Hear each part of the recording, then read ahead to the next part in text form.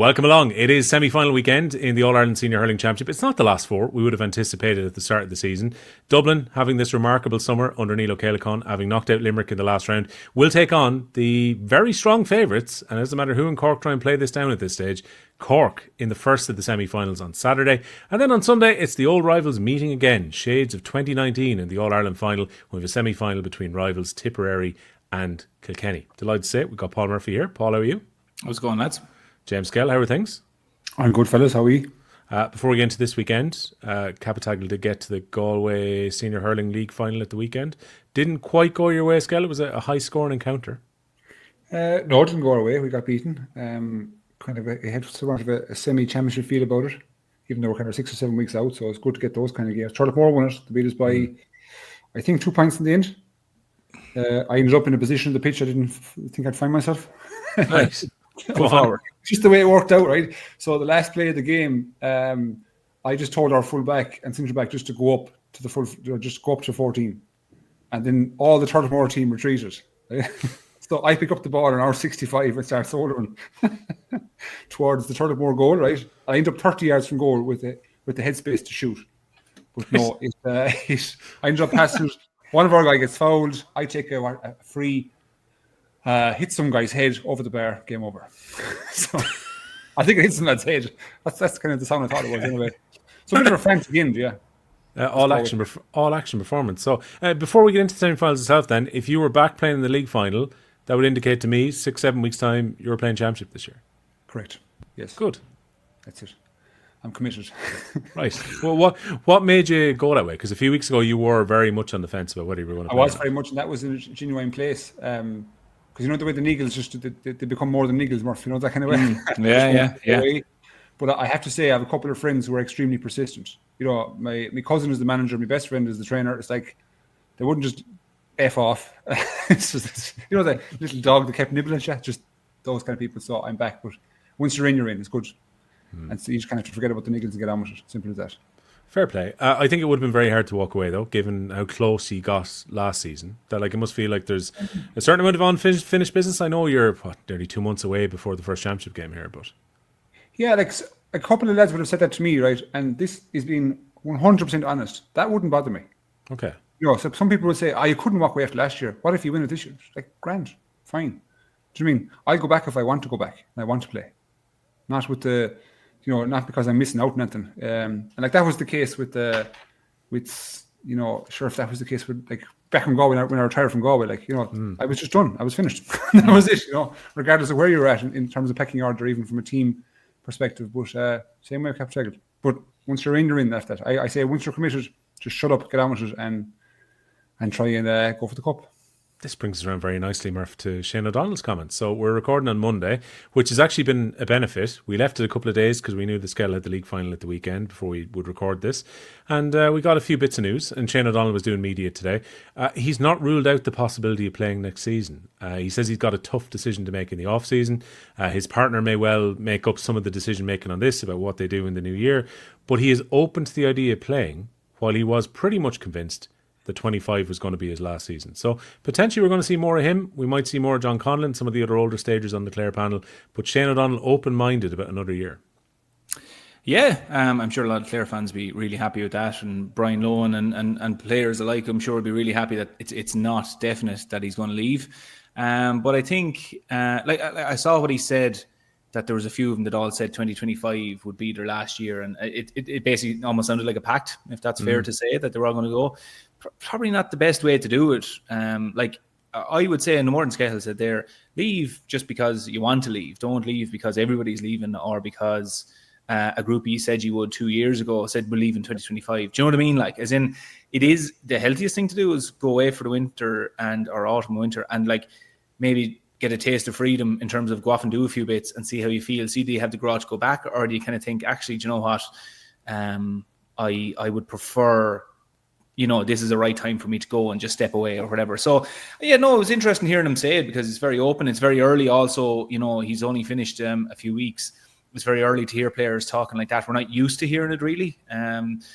And he probably put a lot of the rest of them in a position as well where they'll have to answer a few questions if they're in front of any microphones over the next few weeks. But yeah, look, we'll see what happens. It'll be, obviously anytime Shane O'Donnell is going to tug out, it's great for not only Clare supporters, but any neutral supporters of Clare, because he's just electrifying to watch. And also, the rest of them there as well, whether Peter Duggan was mentioned, Tony Kelly, John Conlon, there's plenty of them mentioned there. But look, if there's one thing, I think Skehill will probably agree with me there. Go on your own merits. Don't go just because a group of lads are going. Decide yourself. See if because the one thing is, once the door's closed, you head off into the sunset. Then not like Michael Murphy Donegal, he obviously came back, but in general, once it's done, it's done, and it's behind you. But don't do it just because you said 2 years ago you'd all go together. Do it because you want to go, you want to leave, and that's it. And it's a very personal and independent decision too, isn't it? Regardless of the group or what you've won together or your bond. Or I suppose the packs, as you said, you might have made. This is extremely personal, extremely individual.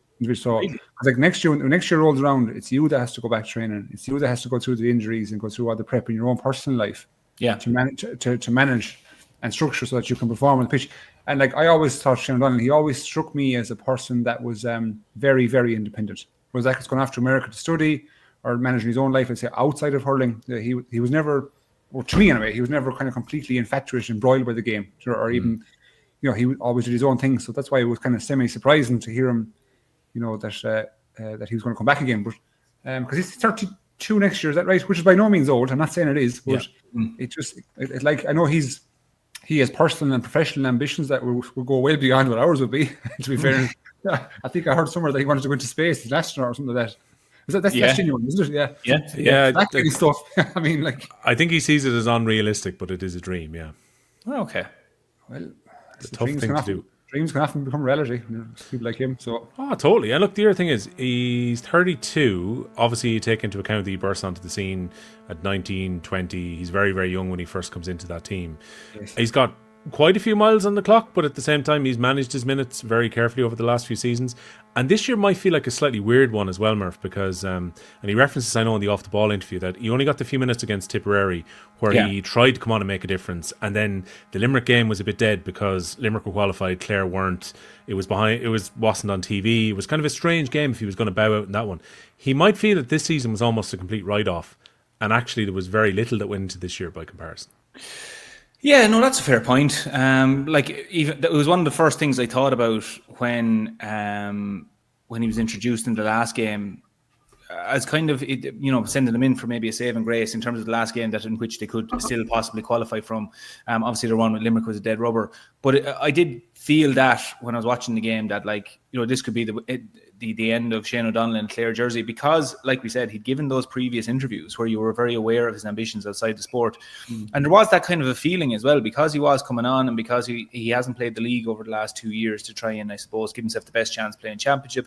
All those factors, I suppose, subconsciously, you kind of got the feeling that this may be his last year, even before he came out with these comments. So there's a lot of factors there that, funny enough, when I was actually watching the game, I was thinking this could potentially be, and I'd agree with you, it would be like winning the All-Ireland, obviously a fantastic way to go. Again, not saying that you'd retire then just so you could say you went out in the high, but it'd be disappointing for this year that he never really got to get going between injuries and between everything. He was a bit part player in a lot of the games. Now, he had great impact when he came on in games, but I think there is a part there that would leave you curious to say that, okay, well, let's just maybe give it 1 year where everything focuses towards this, and I give myself the best chance of playing as much as I can, leaving it all on the field, and then leaving. I think there's definitely is a part of that in sports people in general, where when a year was kind of out of your hands to an extent, you kind of feel you want to leave on your own terms and take the control back into your hands. So there definitely was a feeling of that this year with him.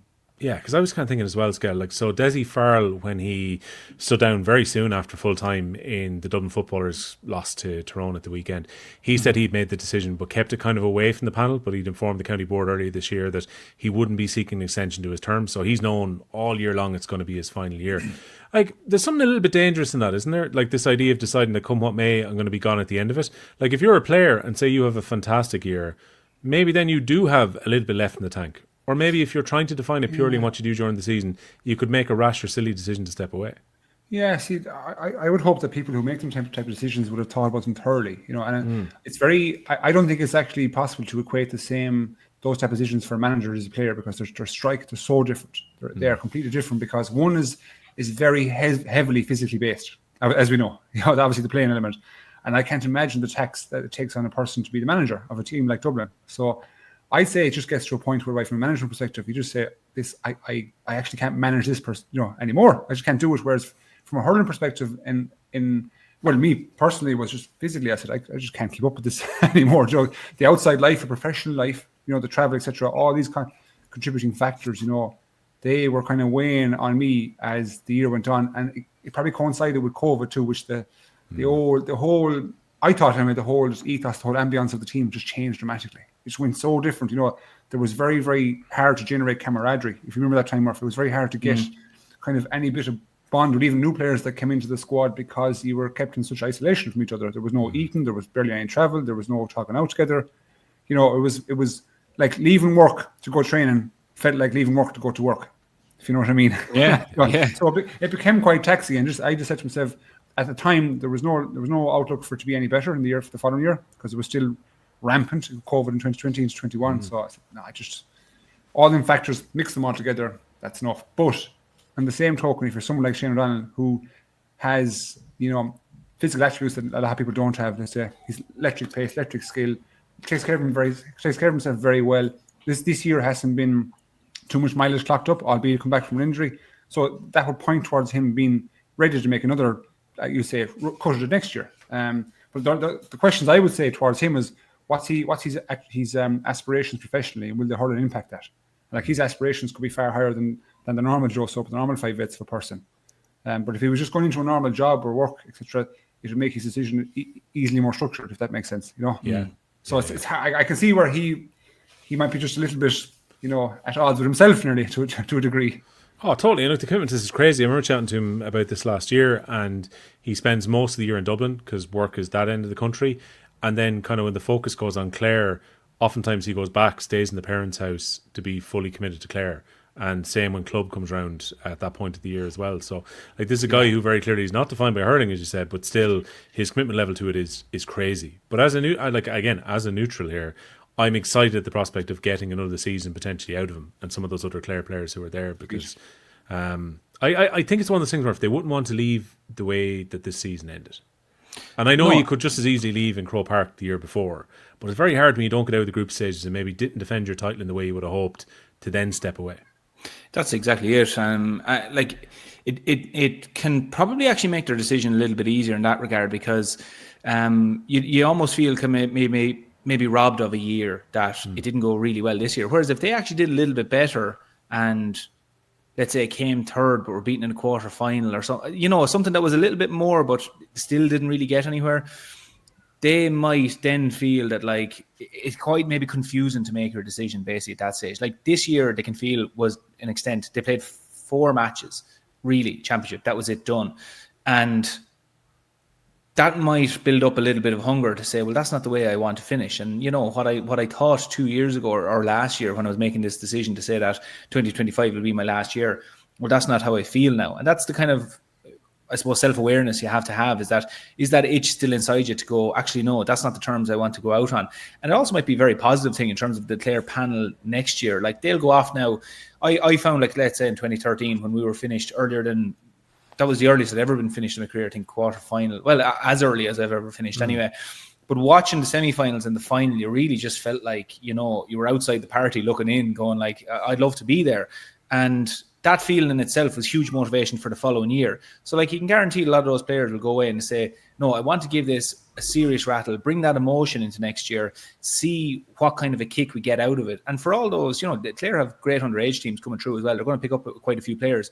Just having that presence in the dressing room will serve a huge amount to them. Like, never mind if you're only bringing Shane O'Donnell on once it comes to the championship, or John Conlon or whoever, their presence serves for a huge amount for those underage lads.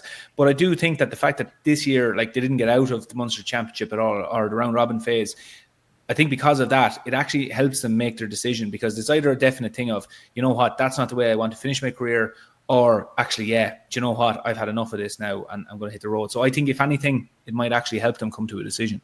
Yeah, no, absolutely. Look, I think it could be good to see some of those guys back for another year next season. And as you said, the pressure is now put on his teammates who potentially were part of that pact who are going to be asked about.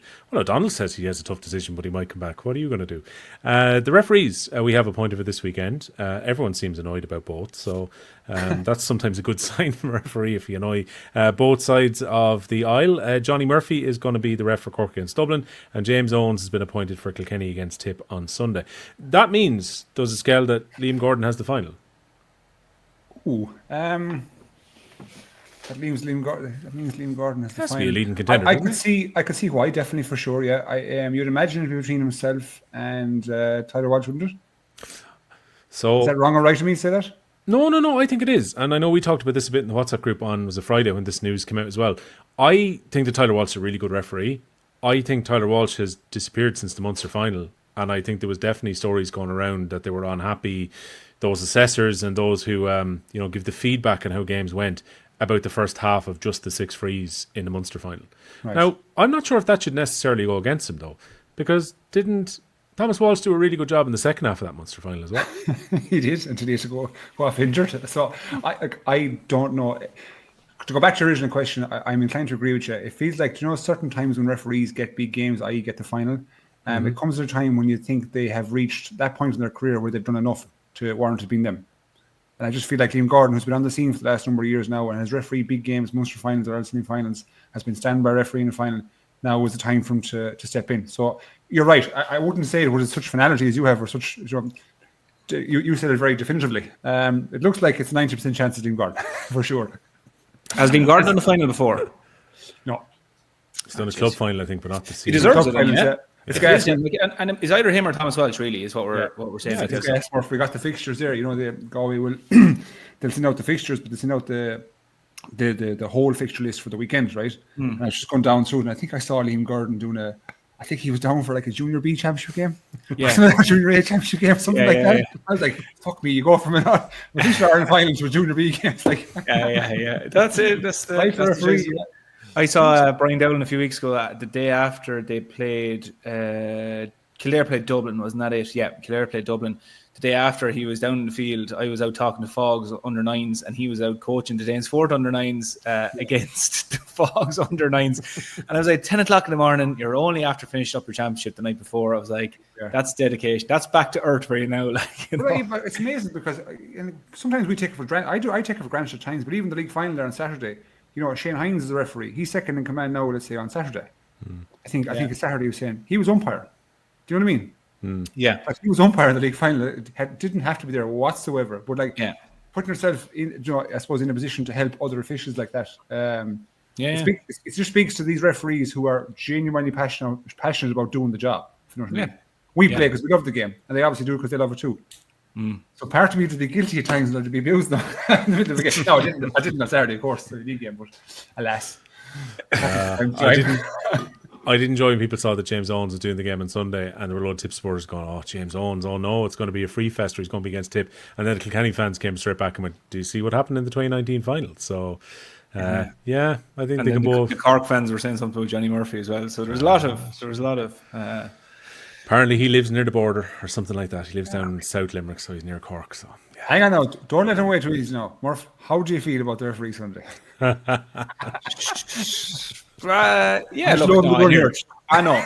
No, to be fair, I don't mind. When I saw it, I was like, I laughed initially because I was like, oh, sure, here we go. Now, it's Kilkenny Tipperary. But no, look at sure, he took over the last I saw of him. He took over from Thomas Welch He did a really good job in extra time, by the way.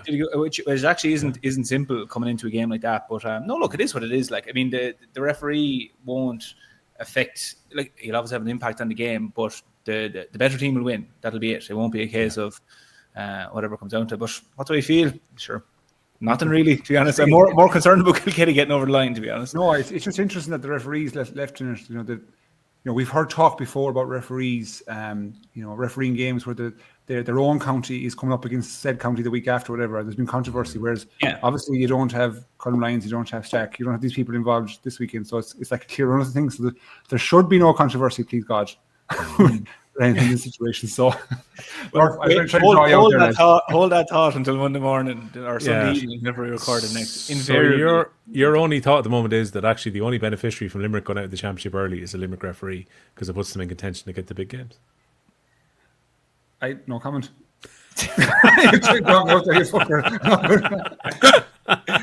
I'm wise to your game now, William. I was trying to just kind of tease a little quote out there to see where we could go with it. But anyway, look, the team news in ahead of this weekend for the best part. At least the injury news that we got today, because Kilkenny and Cork and Tipperary all did media. Tipperary is ongoing as we record, so if we get anything in from Tip, we will work it into the pod. But Kilkenny were first up. That was Derek Ling, was talking to Nolan Park earlier today. And the good news for them, Skehill, is Owen Cody is fit and firing. So he's had 4 weeks of training in him now.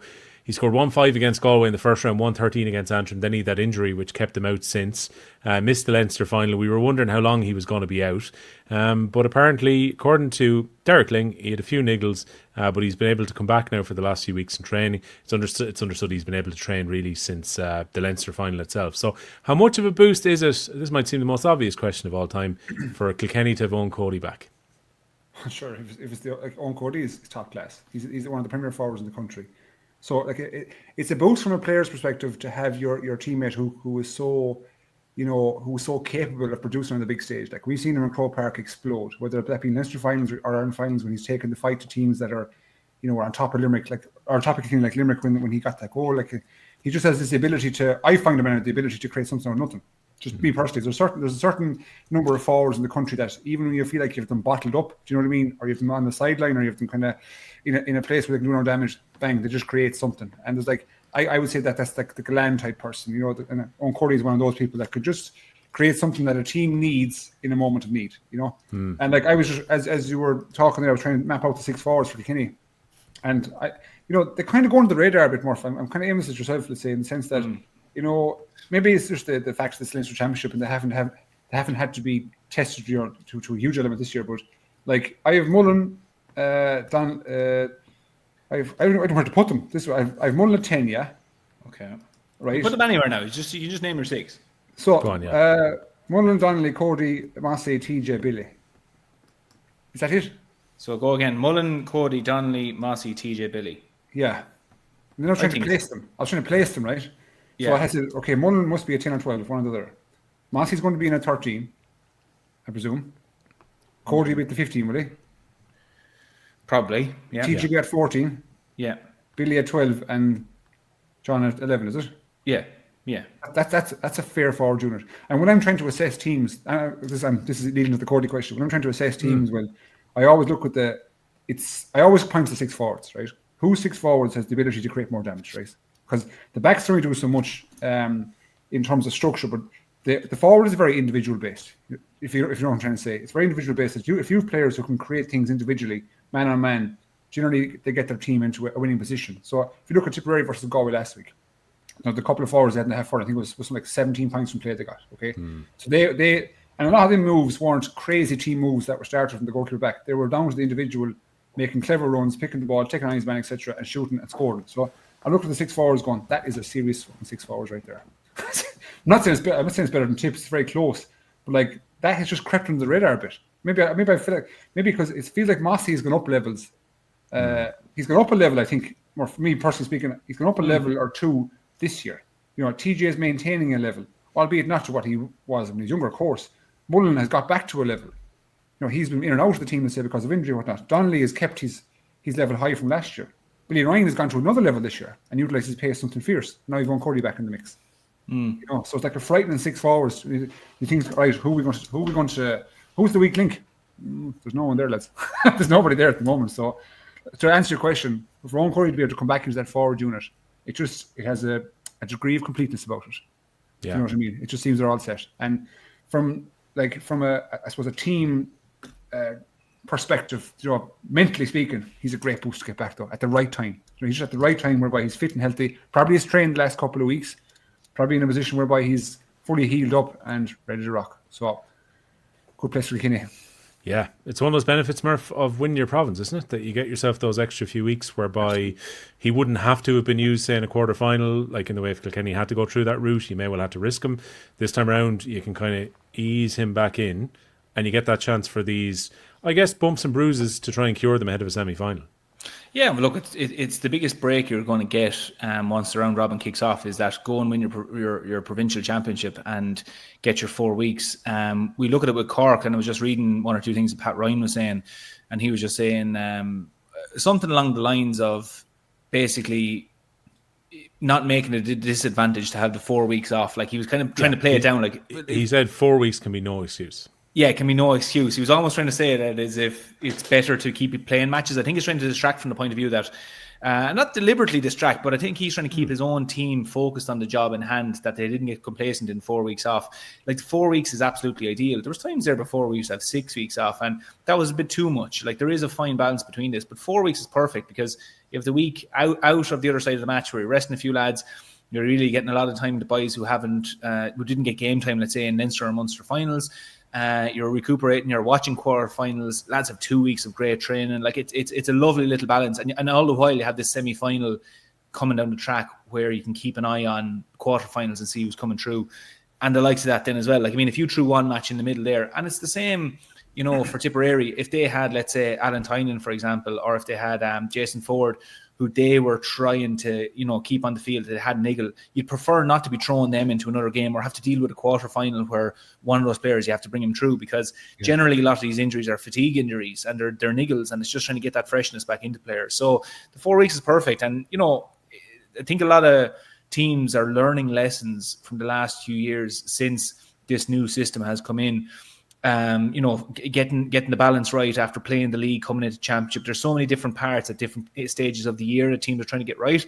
But one of the ones that still remains true as it did, 10 years ago and 15, is that the better route is to go through winning your province. Not just the fact that you get to win, you get a cup, but you get that time afterwards where you just get to manage your panel a little bit more. You get to get your head above water and get a bit of breathing space. So that's one constant. That was before this new system came in, and it's going to carry on. So yeah, look, Kilkenny, I think, seemed quietly happy. And the flip side, like we said, Pat Ryan, who's the counterpart at the other side, he's kind of, I suppose, I think from his point of view, he's staring down a Dublin match going, trying not to bring his players into the game the way the Limerick players came into it, in that maybe a little bit of complacency creeping in. Like he's looking at this going, if my lads are firing and they're going well, there's no reason we shouldn't just go and win this match and be into an All-Ireland final. And then, forget about last year. We're getting only 70 minutes from an All-Ireland. So I think that's his angle is different from Derek Kling's angle.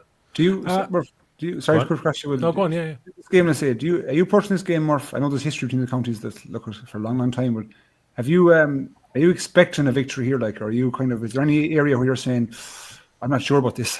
You know what I mean? Like, no, not expecting at all. I genuinely believe this is 50-50. Like, I know a lot of people are saying, a point here or there. Like, it really is. And I think so much of it will come down to form on the day. Like, people could look at Tipperary and say they came through a tougher route, which is true. Tipperary at different times throughout the year have been more consistent than Kilkenny, particularly even if you go back as far as the league game, the second last game, I'd say Kilkenny had, and I think it was Tipperary's second last game also. It was in Nolan Park. Tipperary were by far the better team that day, but both teams have went down different routes. And how they've progressed as far as here, like I'm really happy with Kilkenny coming into this game, but fine margins, like in terms of one player, like you kind of mentioned it there, Skehill, about like, Owen Cody coming back, and these small things can tip the balance. One player getting traction in their corner of the field and dominating their position could just tip the scales for each team. So I'm not expecting a win. I'm going at it going, obviously I hope Kilkenny win, and I know they can, and I believe they can, but I'm looking at it going, Tipperary have serious quality around the field. They're going really well. They look hungry. They look aggressive, and they have threats. Like we spoke last week with Jake Morris, like outstanding. Darren McCarthy has been brilliant. Ormond's been fantastic.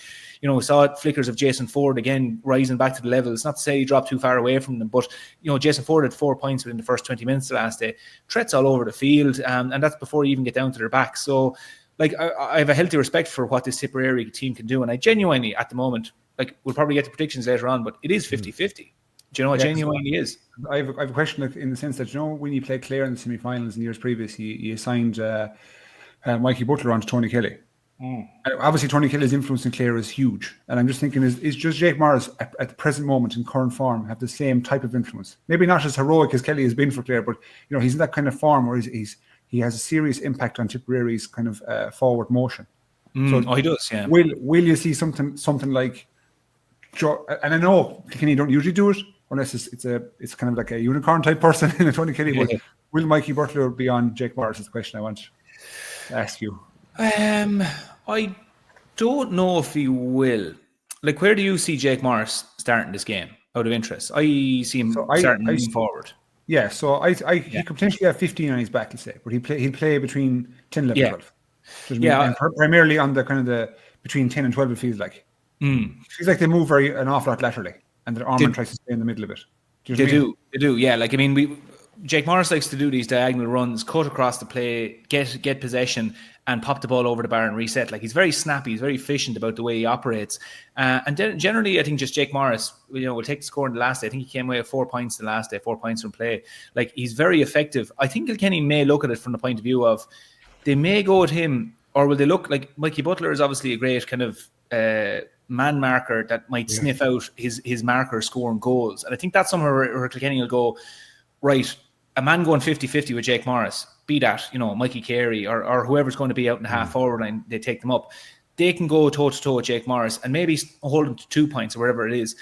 But I think Kilkenny might look and go, well, who's the goal threat here that someone like Mikey Butler might be more suited to? Now, something we have seen previously is that, he might go after Jake Morris as he did with Tony Kelly a few years ago, and bringing him out the field actually still allowed him to go and hurl. So it is interesting to think about, but I would say in this game, the 6 forwards for Clare for Tipperary are quite evenly balanced in that they've all contributed very equally to Tipperary's success. Like, Darragh McCarthy had an outstanding league, wasn't as influential when it came into championship. Now, some of that was obviously he missed the Cork game and was suspended after that, etc. But they all kind of have equal levels of influence. And Ormond is kind of the man at the moment who's kind of pulling quite a few strings around the centre position. But you're not going to put Mikey Butler out there. So I think, to be honest, when Kilkenny look at it as a whole, they'll go, look, all these lads pose significant threats. Do any one of them, on a given day, any one of them could become man of the match and could go out and shoot the lights out. But there's no form like a Tony Kelly, for example, that's in there, where Tony Kelly, if you stem him, you quite significantly hold back Clare's ability to score. So I don't think that threat is there. But he may well go after Morris, but I think, to be honest, Kilkenny will go first 10 minutes, whoever comes into the corner, go with them. I'm talking about all positions, go with them, see what formation they're going to try and throw at us, and from that then be prepared to take player X or move off player X or whatever. You know what I mean? I think that's the way Kilkenny will go. I don't think they'll hinge it all on one player for this match. Something to consider, Skehill, coming into this one is that when you go back and reflect on the Galway Tipperary game, Galway fluffed their lines a few times when they were through with goal chances. Are Kilkenny going to be presented with as many goal chances this weekend as Galway were? From an efficiency perspective, I think they'll be far sharper than how Galway forwards were. Oh, yeah. The opportunity did present itself on a couple of occasions, particularly in the first half, where I think I counted 4, where if that pass stuck or was better, or the run was a bit more efficient, you'd say there could be a green flag here. And those opportunities, like when we go through the forwards that Kilkenny have, they have 2 things. And I love about Kilkenny forwards at the moment. One is they have the ability to play in any position. So I can envisage TJ in any of the 6 positions. I can envisage Mossy, Cody, anywhere at all. So that leaves, a sense of I suppose question, like for Tipperary to manage. And when you have kind of, remember we said it before about Cork in Limerick in that final back in 21, 22? Do you know what I mean? Where if you have defensive units, was it 21? Sorry, where it was a fair clipping, Will, whereby you have, if you're in a defensive position, right, and you have to be thinking and question things while you're in the middle of play, you're in a bit of trouble. You know what I mean? Whereas so you can only prepare for so much, as far as I'm concerned, from a defensive perspective. But then forwards of this caliber are going to throw something different at you that you're going to have to think on your feet, which can create opportunities. That's my point. So when you ask, is there going to be goal opportunities? Absolutely, 100%. And there'll be team opportunities and individual opportunities. What I mean with that is people will go for it. Like if Cody gets the ball inside, you can be sure as hell he's going to take lads on, himself as an individual. TJ is still imperious in the air. What can he create if the ball goes long? Do you mean they're going to bring lads for a spin? They're going to try draw out Owen Connolly. Do you get me? Try to take them out of their positions of strength, and just throw things at Tipperary that maybe they haven't seen this year so far. So, but I think that works both ways too. Like I think from the goal perspective, particularly for Tipperary, is they have the ability to run straight at you directly through the middle, and get goals, let's say. So the likes of the McGraths, the Fords, they could be waiting inside, have runners coming through like Ormond and Jake Morris, who are so direct and so quick that they provide just the finishing opportunities to the lads inside. So if I was trying to stem Tipperary, I'd be putting all my focus, to be honest, on positions 8 through 12 and trying to stop runners coming through there. I'd be happy enough to let them shoot from distance. If we can do 1-to-1 and make them shoot from beyond your 65 or 50 yard line, I'm not too bad at that. Like Murph said, I just don't want them running through the heart of our defence trying to create opportunities for the sharpshooters inside. So again, that's the question for the Kilkenny defence, which I always point towards it, and it feels like I'm being a prick, but the Kilkenny 6 positions, I always think is so pivotal to your setup, Murph. Do you know what I mean? Yeah. Like, so if Ormond or Morris pitch up at the 11th position, let's say, what are Kilkenny going to do? Like, are they going to tell their 6 to go with him? Are they going to tell the likes of Malloy or Kinney to sit in front? Questions that there's people down there much more qualified to answer than I, but it's just one area of focus. I think if you got that right, if you got that half back line kind of central position right, just you go a long way to winning. I think a long way to winning, because if you get in top there, you basically kind of stem the major heartbeat of the Tipperary attack. Would you agree? Yeah. No, absolutely. Agree with you. So who'll be at 6? Who'll take up 11? Well, I'd imagine. I've loads of questions, Steve. Now, sorry, I've loads of questions. Oh, good, go for it. Because Galway are out, so I'm focusing on everybody else. Well, I imagine Richie Reid is going to be there. I'd imagine he is going to be there, because one of the things we saw during, they have a few lads who can play across the line there, but one of the things I think we saw during the league when Kenny were struggling to get a bit of form, Richie Reid came back against Limerick.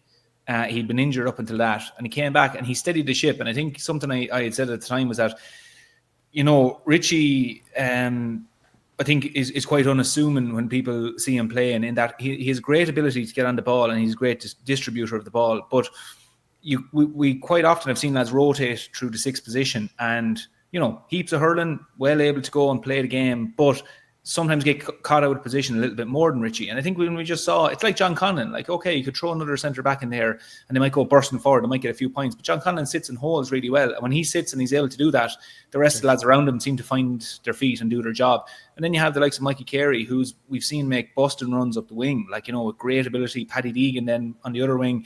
We see lads then having the freedom to push forward because they know he sits quite well. So Blanchfield as well, he hurled outstanding during the league, and then I suppose got the red card, kind of was in and out of the team then as well, picked up an injury. So there may have been things happening during training over the last few weeks where they feel might be very suited for this game in particular. And they might look at Blanche. I'm fairly sure he is. Yeah, fairly sure he is. And Blanchfield, it's hard to think, Murph mentioned 12 months ago, you'd be looking at a Kilkenny team without Blanchfield in the team. Completely. Yeah. And I think quite a lot of it was the unfortunate situation of where he got the red card, but that was his own doing against Tipperary. Yeah. But then he got injured. And then so it's kind of, you're gone through a period there where other players come in, like Bacchus even went in wing back there at one stage and did a good job. So other lads had been looked there and Kilkenny kind of found their feet. So mid-season trying to get back in, but he could very well be there on Sunday. So there's options there. And look at the other side, Tipperary have the options as well. So this is the thing, trying to pull the bones out of this one is it's a tasty one. But that's what makes it great. It makes it brilliant now, because we'll all be experts on Monday or Friday or Sunday when this is done. I just think you'll see Mullen back there a good bit. Mullen obviously pitches up at the wing forward, but he spends a lot of time in the midfield area trying to pull out, and he becomes one or two things, either A, facilitator, or B, a shooter. But sure, it's like Cian Lynch as well. Doesn't Cian Lynch do that, where he starts in the half-forward position, but you see him dropping back past the midfield and picking up ball there? It's kind of it's the ultimate question for a half-back is that, do I go or do I stay? That's always, if you're asking that question of the half-back line, that do I go or do I stay?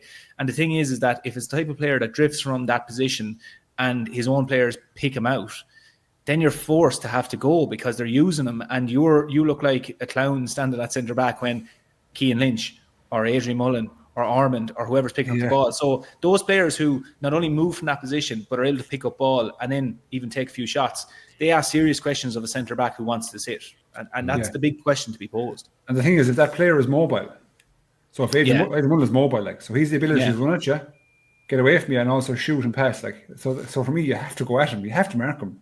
Yeah. I think if he facilitates Kilkenny a good bit, you have to go at him. You can't leave him alone and try to figure out something else from the midfield line. But if you sit back, he could hit 5 points. Unattended, picking up positions, being a super outball for the Kilkenny defence, and next thing your own attack, let's say, Tip's attack, is a 6 and 7 trying to mark Adrian Mullen. Yeah. You know what I mean? It's just it's a tough situation, and not everyone can play the position like he does or play that kind of role he does to perfection.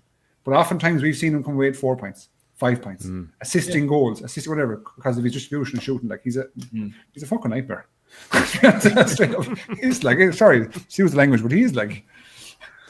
Skehill, what about the variety of tip having their attack though? Like you already mentioned, kind of 5, 5, and 7. I think came from the half-hour positions the last time. Like every one of them had 2 points each by 25 minutes in the Galway game.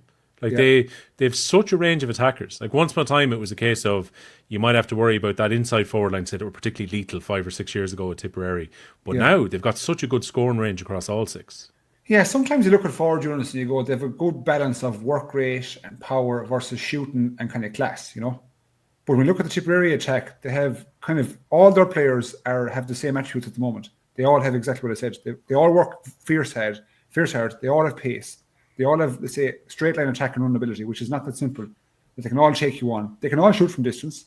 Do you know what I mean? And they can all finish. So, like you're saying, there's no one player that is a perceived weak link, you know, in a forward unit, and it all keeps ticking together. And then you add in someone like Norman McGrath who can come in, or I don't know who can come in, and then add that extra kick in the last 15, 20 minutes, you know, when things begin to theoretically open up or somewhat. But the only thing I have is I haven't been accustomed to this Tipperary attack until this year. So, you know, so McCarthy knew him from underage, but didn't think he was had this kind of level to him at senior this early. Same with Donoghue, same with Ormond, to be fair. Do you mean they're just what I was saying about the Kilkenny boys hitting levels this year? There's new Tipperary attackers that have got to a level this year and kind of spruced up the attack, if you know what I mean. All the while, as Murph said, you've got people like Ford and McGrath who are not rolling back the years, but hitting a steady line of form that is extremely efficient for their attack. But they don't have to do all the work. Sometimes in the last number of years, you'd have to see, you know, again, being respectful of Seamus Cannon and Jason Ford having to do all the hard lifting, do you know what I mean, in terms of scoring. But now there seems to be just a great balance across the whole 6 forwards. Or sorry, I'm going to say 8 forwards rather, with the 2 boys coming in, McGrath and Donoghue as well. So, like, there is serious potential in this attack. And this serious potential in this attack for a long time to come. You know, it's not just today or tomorrow. Like, they have the potential to be here for like 6, 7, 8 more years at a very, very high level, which is frightening to think of. And I go back to my earlier point when I'm doing assessments in teams, I'm trying to ask the questions: what questions would the opposition attack pose towards what will Tipperary attack pose towards Kilkenny, and how will Kilkenny counteract it? And like traditionally, Kilkenny will always have a set 6. They'll keep their 6 backs in position, and I'm just thinking, how will Tip kind of counter that? How will they get Jake Morris and Ormond on the ball deep? You know, if Adrian Mullen's out there, they're the questions I can't answer right now, because we see, even when we're making predictions, it's such a hard thing to do nowadays, because we can make predictions off the games we've seen so far, but management and stats teams, analysis teams are so clever. They come up with minor little tweaks that we wouldn't have foreseen or anything in the case, and next thing it results in 17 points in play from their half hour. You know what I mean? So, but albeit, I will say, as I always say, there's an asterisk for that performance, because Galway were so poor. Will, to be fair, they're going to meet an absolutely way different animal now come Sunday afternoon in the Kilkenny backs and midfield alike, because there'll be pressure applied to Tipperary that I don't think they'll have seen this year so far. Don't worry, our predictions have gone so well. Look at Limerick against Dublin a couple of weeks ago. Fantastic. Accurate to the end is what we've been so far this season. Yeah. How awkward is this week going to be in your house, Murph, given you've got Tipperary and Kilkenny under one roof there? Not very awkward, I don't think. I hope not. Alpha, right? He's an alpha. No. There was very little talk about it. I was with my in-laws at the weekend there as well, so there was very little talk about the game. It was all kept in good spirit. But no, it'll be grand. It'll be grand. I'm working for the weekend. I'm doing the BBC for it, so I think the fact that we won't be sitting beside each other might be no harm, because look, she's well entitled to shout for Tipperary. So. This man made the BBC, everybody. Who are you on the BBC with? Neil McManus, I think. And I don't know who the other player is going to be. Presumably they look for, generally as it was over the last years, a player that was involved this year, except for Austin Deason, player who was involved during the year, but now is out of championship. You know, so potentially you're looking at Limerick players, Galway players, Clare players, yeah, absolutely. So I don't know. Shane O'Donnell is on for the final, from what I understand, which is obviously spoiler. Nice. Well, it's not a spoiler. I was going to say it's a great little addition to have the current hurler of the year on. But So I'm unaware as of yet who the other person's going to be. But they've been good last year. Like Seamus Flanagan was outstanding. He's great, yeah. You know, a great insight as well. So it's great to get that insight from lads who have been on the field very recently. Yeah, I don't think Tommy Niblock is going to chase you down for promoting their coverage of the final by saying that Shane O'Donnell's going to be on. So even as a spoiler, well, I think you're okay. Thomas Niblock told me that a few weeks ago, so I've put the gun to his head now. So now yeah, exactly. Yeah. Negotiations continue with Shane O'Donnell about being on the BBC for the final. It might be, unless this isn't it, who what football team have a Shane O'Donnell at the moment? Donegal have a Shane O'Donnell. Yeah. So unless he's completely booked the wrong fella. I do like the idea that Paul Murphy of Kerry and Shane O'Donnell of Donegal turn up for the final and they just make do. Yeah, exactly. Going, we booked the wrong lads. Wrong week. That's the problem. Yeah. Right. So he can't predict Skehill. In fairness to Murph, he's just going to say Kilkenny. So over to you. Who's I will just say this. I'll give Skehill this moment. Just no, not at all. I'll just. We have to go back to the line, the Tommy Walsh line. I'll take Kilkenny because I just really want them to win. But I think, to be fair, like if it was a case that let's say Tipperary were light years ahead, and Kilkenny were, it looked like this could be a 10 or 12 point beating. Like, it'd be pointless to call it any other direction. But yeah, it's just, look, at the moment, this game is just in the balance. But Skehill, off you go. I'll let you have at it. This is difficult. It's really difficult because I'm splitting hairs here, but I'm trying to. History sometimes counts for a lot too, and I'm looking at Kilkenny in semi-finals, in the last number of years, and each time they have exceeded my expectation. Truthfully speaking, I'm talking about the two semi-finals versus Clare, and even last year in Clare's, when they had all the momentum, you could say, I did not expect Clare to beat Kilkenny. I think I called Kilkenny 3 years in a row. Sorry, I called Clare the first year. Yeah, you did. Kilkenny the second year, Kilkenny last year. So just this ability to show up on the big stage, and it's not looking for a big player to make it. It's just from a team perspective, they just go, they go to a different level in semi-final time. Mm-hmm. And the thing is, I've seen them in semi-finals the last couple of years. They've performed each time. They've never been, I would say, hammered or outclassed much by the opposition. And that's the only thing that's pointing me towards Kilkenny. Because from a 15-15 perspective, even their squad management, I can't separate them with, to be honest. I'm just saying, Tipperary haven't been here in a while. I think it's been 6 years since they were in Croke Park. They haven't been in Croke Park since they beat Kilkenny in 19 in the final. Yeah, so, and I can't account for it. I'm trying to account for the occasion and what would that have a potential impact on the players. Yeah, maybe not. Maybe will. I don't know. I think a lot of their young players have played in All-Ireland finals over the last few years and stuff as well. I don't think that maybe it's different nowadays. Maybe they don't care. But I'm just, again, I'm pointing towards the ability for Kilkenny to show up big time when the game is is of such magnitude like this. So I'm just going to go Kilkenny, but I'm going by the minimum. I'm going by a point. Tipperary more All-Ireland winners than any of the panels that are left across the board coming into this weekend either. So there is this freshness about the teams potentially winning. It wasn't quite I think it was like 6-10, 20, 85, which people were pointing out. It sounded like something that Skehill puts down as fertiliser on his farm. But we just double-checked the figures here. 85. Yeah. If I did that now, the grass would burn.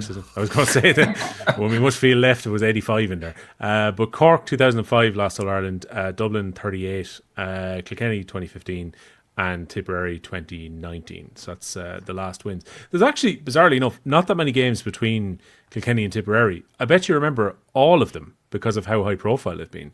But we've only had 8 in the last 20 years, albeit you're looking at they were the finals 9, 10, 11, the semi-final in 2012, the qualifier where Henry made the comeback in 2013, the incredible final and final replay in 2014, the final which was won by Tipperary in 16, and the final that was won by Tipperary in 19.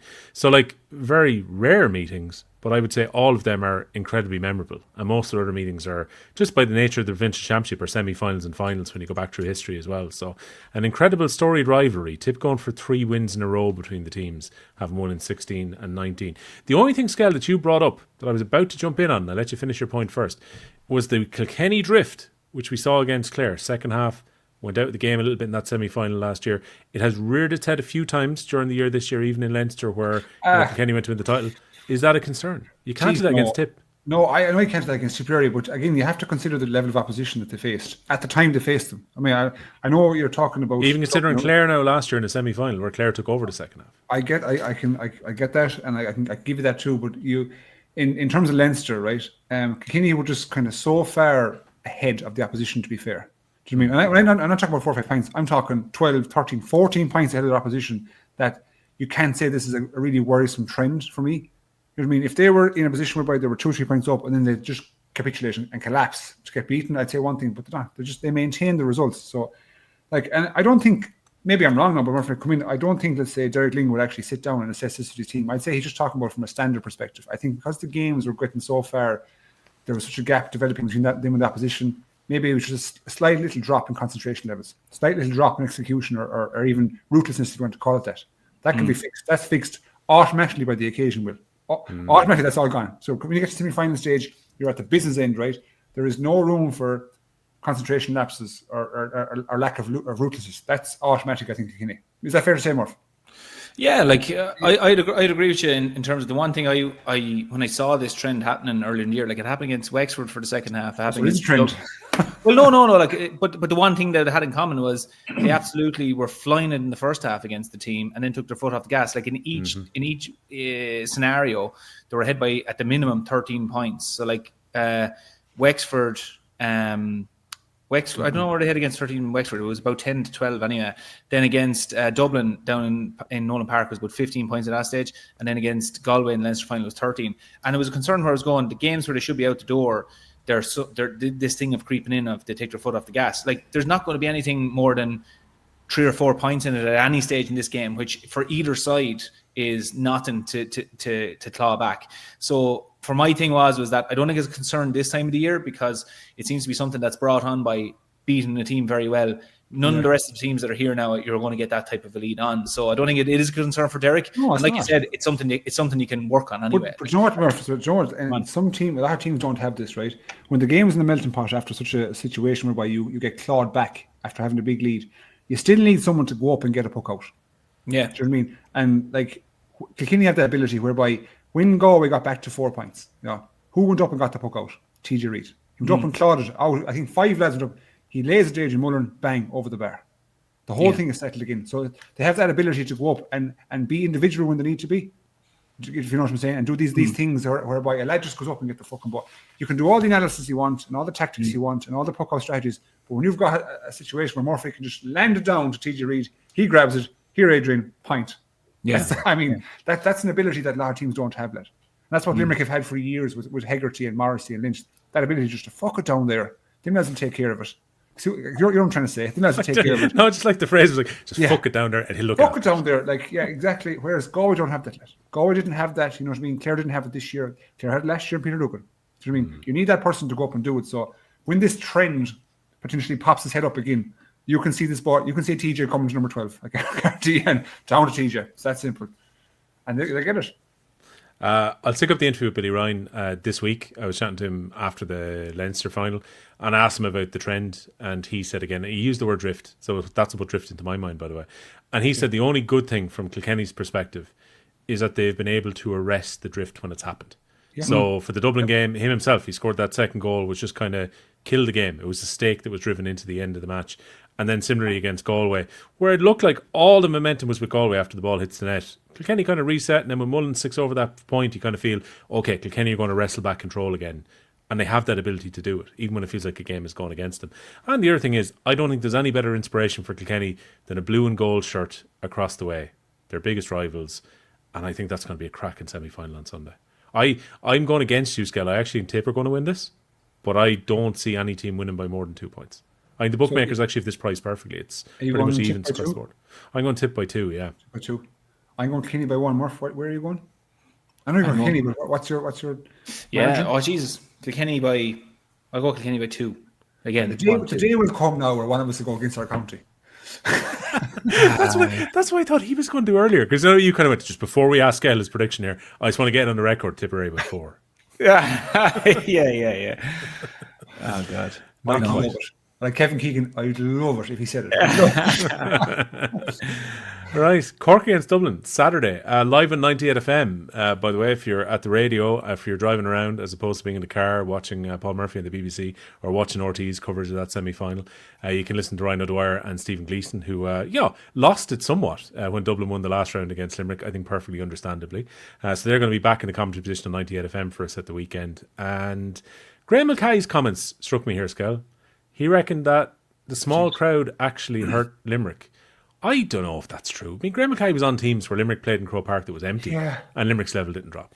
I was very surprised with that kind of comment. I would associate that kind of comment to come out of fucking Galway as opposed to Limerick. You know what I mean? I wouldn't think that would come out of a team who has won so much and done so much and been so dominant in kind of every kind of environment. You know, they've played in, wet conditions, dry conditions, big crowds, hostile crowds away from home. They've dealt with red cards, they've dealt with referee issues, they've dealt with injuries. Like they've seemingly dealt with everything. But the thing that has potentially caught them is the small crowd in Croke Park. I can't. I can't. It's a good way of putting it. I can't make a correlate. Like I can't make a draw a solution, or I can't. I don't think it's the issue at hand. I just think the hand has to go up when you get beaten, right? If you're beaten and you perform well, fair enough. You're beaten by a better team. But if you get beaten, first thing is look at yourself. And you'll be performed to the best of your abilities. And the fact is they didn't, right? And that wasn't conditional based. That wasn't, the crowd or the weather or the referee. That was just the execution of the players themselves didn't operate at their usual high level. That's it. And I guarantee if you ask them themselves, they'll come to the same conclusion, to be fair. And that's all it is. So, yes, it's as surprising as it was. They were soundly beaten by Dublin, and Dublin were deservedly qualified for Saturday's game. So, yeah. Also, some people were wondering last week whether we were giving almost a backhanded compliment to Dublin by praising things like their physicality, their pace, their drive, their hunger within the game. I don't think at any point, Murph, we talked down Dublin's skill, ability. We talked about how well taken the 2 goals were. I don't think that's a backhanded compliment at all to say that a team are actually really well conditioned, really good at running the ball, and are really good at turning over one of the best teams of all time. No, my only speculation is that maybe some people thought that we were surprised that Dublin showed all these things. Like, one of the things with Dublin is that at times over the last few years we've said that these qualities have been absent. Like when me and Skehill played against Dublin teams, go back 10 years ago, 15 years ago, first thing I thought of was physicality. Like they wouldn't let you breathe. They were enormously fit players who were well able to run the ball, were always very intense. And they had the backing of the crowd. It was always intense when you went to Parnell Park. Even when they got on the road, it was intense. And, they played with a savage hunger and aggression and all that stuff. And those qualities at different times were absent from the Dublin team over the last few years. It's not a damning indictment of the team or anything. It's just a fact. We hadn't seen it. And again, I go back to a game, for example, their quarterfinal last year against Cork. Spoke about numerous times over the last few weeks because comparable to the Limerick performance there a few weeks ago, it was like a different team altogether, but it was made up basically of the same main players throughout the team, and a vast majority were very same. The difference was just the attitude. Okay, change of management and so on probably instilled a different type of siege mentality, different type of attitude, all those different things.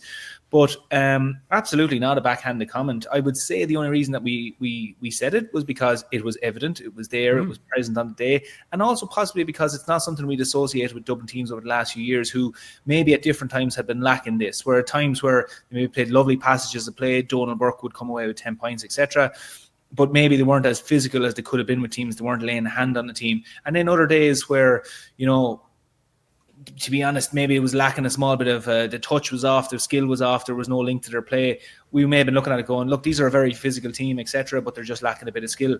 But everything came together in that match. And people shouldn't take that as a backhanded comment. A lot of times when you're looking at these games, you're saying what you see, and that's exactly it. And when we're saying about Limerick, for example, we didn't see that aggression, we didn't see that physicality, we didn't see all those things that were displayed by Dublin, and that's simply it. It's huge credit to Dublin, but it's at no stage was it backhanded comments. It was just what we were seeing. Yeah, I don't think it was intended that way at all. And I've noticed again that with the Galway supporter there whose comment I have now managed to lose at this point, which is said that basically all of the qualities that were on show from Dublin was what was lacking from Galway.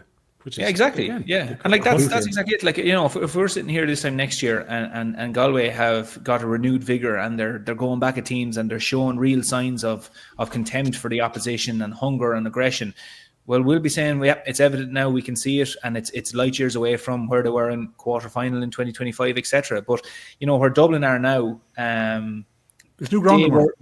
What's that? Isn't it? So, I've listened to everything you were saying there about Dublin in the past when we played against them, but their performance against Limerick is new ground. We've never seen Dublin. We've seen Dublin perform well. You know what I mean? Knock off teams like us, yourselves, knock off teams. But truthfully speaking, we weren't at the level of Limerick at that time, if you know what I'm saying. So what Dublin produced 2 weeks ago is new ground. Yeah. We've never seen it. So that's why we're surprised. Like, you know what I mean? Yeah. It's not we're giving backhand compliments. We've just seen X level from Dublin. Now they've gone to Y level. And now the big question is, from my perspective, is can they maintain it against Cork? Can they do it again? Right. And not be a surprise, you know? And that's the big thing, like, as in, there is no more surprises anymore. Like, the thing is that the cat is out of the bag now. Like, this was a level, exactly as you were saying, Skehill, it's new ground, it's a new standard for this team to be held against, and we've seen it now, so Cork can't be surprised. And that's where that goes against Dublin now. But that's what you want. You want to be a team that people just go, lads, we have to be at the tip of our game. We have to be performing really well here to beat these lads.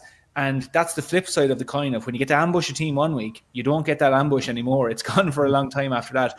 The one thing that will steal the mind of these Cork lads from the moment they watched that Limerick game was that, geez, lads, these lads are going to run hard at us. They're playing with, again, I'll use that word, contempt. They don't care who we are. They're also playing with a freedom because the pressure is on Cork to win this game. The pressure is not on Dublin to perform. Dublin are in bonus territory at this stage. Again, not a backhanded comment, just a fact. Like, at the end of the year, at the start of the year, if you said Dublin will be in the top 4, we would have went, no, they're not going to be in All-Ireland semi-final. It's too soon for them, possibly over the next few years, but it just looks like it's too soon for them.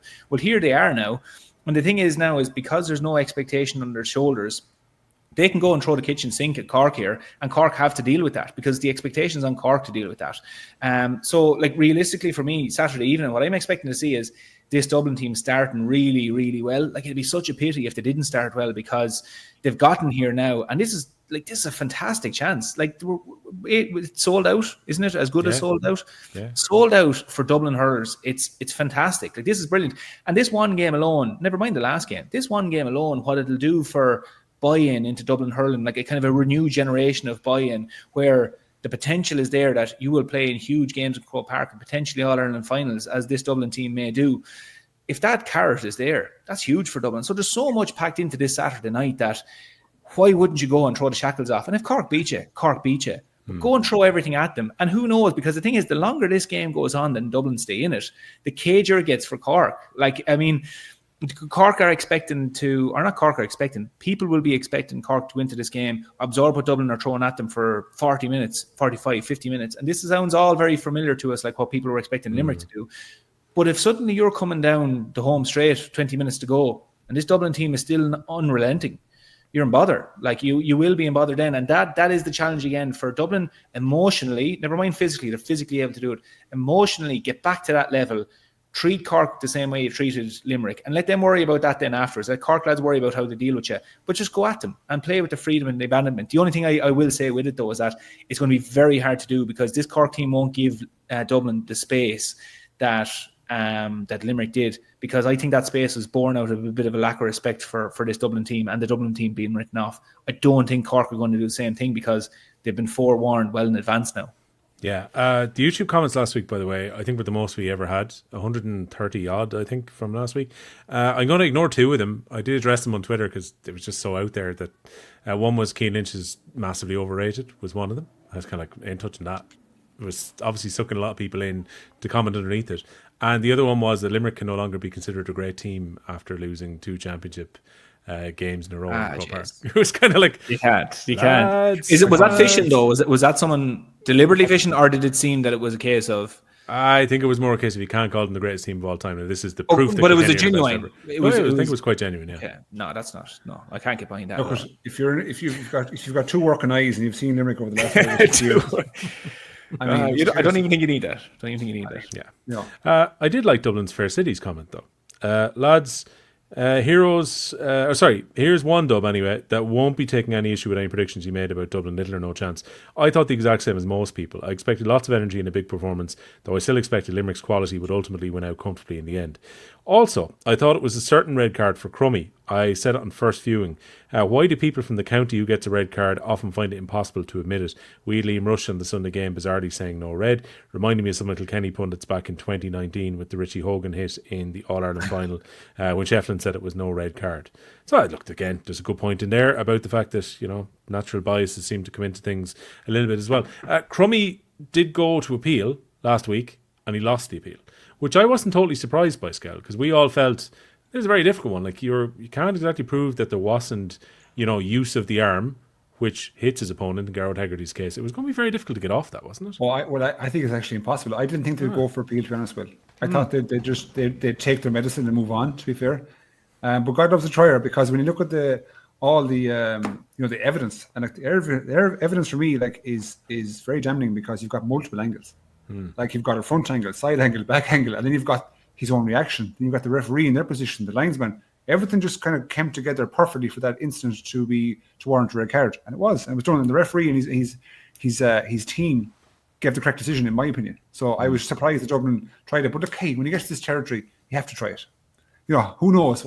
It's a free swing, isn't it? Yeah. The worst thing that's going to happen is you're going to end up in the exact same position where you start, straight up. The best thing that happens is he lines up at number 6 again for you. So, look, he's a huge loss. But they've shown that they have the heart and will to go on without him. And now they have numerical parity again. They have 15 lads in the team. So they're in a better position now than the finish against Limerick. So I suppose the only thing about not having a Murph is that you're reacting to a situation on the field, and it almost galvanises everyone when there is a red card, versus a starting situation where Chris Crummey isn't available. Like, how much of a loss is Chris Crummey for Dublin now at the weekend? Because I'm assuming he would have probably taken up Barrett, maybe? Fitzgibbon? Barrett, Fitzgibbon. Area, I'd be more inclined to say Barrett now than Fitzgibbon. Like, you'd be tagging a runner onto Fitzgibbon because he's going to travel around, whereas Barrett holds the fort there, does move in his own right, but he more kind of drifts across between the 11 or the 10 to 12 areas and drifts along there. But a serious athlete in his own right. I think they would have been looking really for Chris Crummey to mark Barrett in the centre, but go and hurl his own game as well, because Crummey is an outstanding player. He's been the real mainstay of that Dublin team for the last few years, and has played in the forwards and the backs as well. Like, they've moved him no more than Liam Rush over the years and so on. Like, they've moved him around as they've needed him in different places. But he's the leader of that team. He's not only the captain on paper, he is the leader of that team. And he's been exemplary for them over the years as well. So it is such a pity that he's not part of this. I'd agree with you as well in that, when when you find out that he's being sent off and he's on the field, players don't have time to react. They just have time to just go and not think about it. Right. Whereas you've had time to think about it now that he won't be there. So you don't get the same emotional reaction of him being absent on the day. But I'm sure, like, from what I've seen of Niall O'Kelly over the last few weeks, he and even a few things I've heard about him, instilling the kind of the attitude of a high performance athlete. I've heard different things about him, talking about Michael Jordan and different things to the Dublin team in terms of getting that, attitude into the team and that hunger into the team. I think he'll look at this and go, bit of a siege mentality again in terms of, we didn't get him off, etc., whatever way you want to put it, and use that as emotional fuel to say that, look, that our captain's going to be on the line. He'd love to play in an All-Ireland final. Let's get him to an All-Ireland final. Let's give this team a chance where Chris Crummey can actually tug out in an All-Ireland final and maybe tap into that emotional side of it. Because, like, realistically, what else can you do? You can feel down in the dumps that you don't have one of your best players. You can just get on with it. Like, get on with it. And, there's plenty of players down through the years have been missing in big games like this, and the team has rose up and performed as a result. It also may act as a small bit of a distraction for the team as well. Like, a bit of the talk after the game was Chris Crummey and the red card, and will he get off it, won't he get off it? So, from what I've seen of Niall O'Kelly, he's well able to use these things, if there is such a thing, in a positive manner for the team in terms of motivating the team, getting the team focused and saying, listen, lads, like, we did this, we beat Limerick without Chris Crummey for 55 minutes. So why can't we go out against Cork with 15 players on the field and there's plenty more lads to come in, etc., and have a real tilt at Cork? It's all you can do at this stage. Why would you do anything else? Yeah, so Pat Ryan had his media afternoon today as well, so he revealed some of the injury news. The bad news from a Cork perspective is that we know that Seamus Harney is going to miss out. He was really good in the Munster final. He's picked up a hamstring injury, so he's probably going to be a doubt for the All-Ireland final as well, if they're to qualify. It's the tricky part about picking up one of these this time of year, Skehill. So it looks like Melrick and O'Leary are going to come back in as options in defence. Again, I was chatting to O'Leary a couple of weeks ago after the Munster final, and he said it was kind of a knock was the reason that he couldn't start, but he reckoned he'd be well back with the long break that they had. And Melrick is now coming back from that hand injury as well. So it looks like they're getting two in and they're losing Harnedy. Is that a fair swap? Is that a fair swap? I suppose when we spoke a couple of weeks ago, I was putting value on the fact that Cork had numerous forwards of a high level that can pop into their formation without really missing a beat. But when I spoke about when I was talking about TJ with regard to Kilkenny and his ability to win that high ball, that kind of get up and get that dirty one during time of need. Because what happens is when the game goes into kind of 65 minutes and beyond, and if it's in the melting pot, these kind of lovely puck outs into space just begin to dissipate. It becomes down to man v man, who's the ability to win the break or win the ball. And Harney's one of those guys, to be fair. He's able to go up and get it for Cork. But there's great value in the fact they're getting two major defensemen back. And they have able replacements in the line of, whether it be, Healy, for example, Jim Healy. I keep speaking about this guy because he's young, exuberant, and fits in perfect. We saw the Munster final what he's able to do. So he's in. Kingston, Lahan, they have able body replacements. It's not an issue. I don't think the forwards are going to skip a beat, to be fair. But I can't differentiate between who's more valuable. 2 defensemen and 1 forward. I don't think that's fair. But I can't say, no, definitely the defense. No, I think it's an equal balance. I don't think the Cork team, right, will be suffering too much. Okay, looks like Rob Downey's going to be okay as well. So that's good news. Again, he's been nursing an injury really for a few weeks, then going back to the semi. Can I ask, genuine question about Rob Downey? Is he their most genuine question? I'm not trying to be ridiculous here. Is he their most important player at the moment? I think he is. Yeah, I think he is in terms of that. Like, you can have loads of skill and different things around the pitch, and Cork have displayed lots of aggression and work rate and all those things. But Rob Downey is just that presence at centre back where I'm just going, like he's and like his goal in the All-Ireland final last year, for example, like just this he looks so relaxed the way he's playing. He just brings a calmness. There won't be a better goal in an All-Ireland final that then gets upstaged by another goal in an All-Ireland final ever. It'll be the best ever second best goal in an All-Ireland final. Yeah. No, absolutely. Yeah. It's amazing, actually. It completely was dwarfed out by Tony Kelly, wasn't it? But that just goes to show you like what he can do. Like, we talk about Kyle Hayes and these lads going bolting up the middle. Rob Downey doesn't do it that often, but has showed the ability that he has. The hurling can do it when he wants as well. But yeah, no, I'd agree with you, Skehill. I think his presence there ties up the natural talent that they have really nicely and kind of just grounds them and has them pointed in the right direction. Yeah. Right, so that's the injury news. That's what came out of Pat Ryan's press day this afternoon. Anna Mulcahy was very quick to pull you up here, Murph, about last week, because you were talking about Cork being favourites already. And this is on the Spotify, which again was hopping with comments in the week just gone by. And we always do encourage them. I certainly read all of them. I think the lads generally have a quick read as well. Excuse me, Murph, Cork are not favourites. That's Kilkenny. Let us play Dublin in peace. This match will definitely be a sellout, which we were kind of wondering about last week as well. Because Cork fans are slightly insane, and Dublin will now be well behind their lads as well. Well, Cork are favourites. Yeah, I know they continue to be favourites. And if you want to be like, what do they want? Do Cork want to win the All-Ireland and start next year and be said, no, you're actually underdogs, lads. You're underdogs. You're not the favourites at all. So, like, I don't know. I don't get this at all. You should own it. Just own it. You're the favourites. It's actually such a hard argument to say that they're not the favourites. Like, I'd love if you sat here and said Kilkenny are the favourites for the All-Ireland and you were correct, I would say fantastic. That's absolutely brilliant.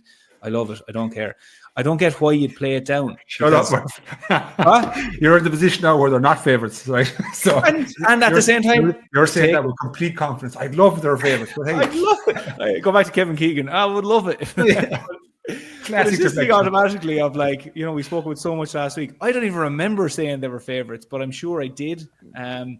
Hold on. So you would have been favourites with Kilkenny for, I would say, you can say if I'm wrong here, Skehill, probably 90% of the games they played, I'd say Kilkenny were favourites when you were playing. I wouldn't say that. At the end... I mean across all games now. Nearly every game you would have been favourites. Across every time we played Kilkenny, every single time they were favourites. Oh, sorry, against Skehill. Yeah, our time, is it? Yeah. No, I mean, in your time playing, Murph, given that it was a pretty golden period for Kilkenny, I know obviously towards the end of it, you weren't winning like every year, like you were probably in the middle of your career. But when you were in your absolute pomp, with the exception of, and I'd say you were favourites in most of the All-Ireland finals you hurled in as well, you were probably favourites all the time. Like, did you ever, like, was that ever a concern? When we talk about complacency and we talk about everything else, did that ever actually seep into your mindset ever? No, not really, to be honest. Like, the times where we underperformed, it wasn't because we recognised we were favourites and it somehow made us dip our performance. I think it was more because the team we played against maybe up their level. Yeah, up their level, and maybe we kind of like I'm tired of talking of the boys in 2012, but that game would have been an ample example of them boys performing really well, and then we would have felt underperformed as well. Not that it takes away from them; they hammered the light out of us and deserve to win. But it was a reminder that if you drop your standards by 2 or 3%, you were going to get beaten.